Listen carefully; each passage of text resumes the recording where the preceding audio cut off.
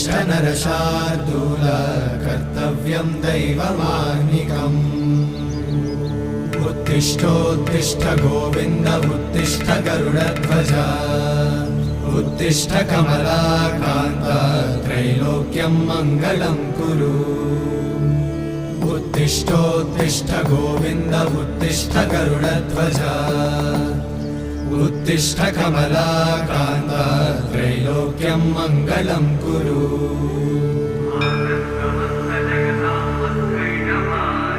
मातः समस्त जगतां मधुकैटभारे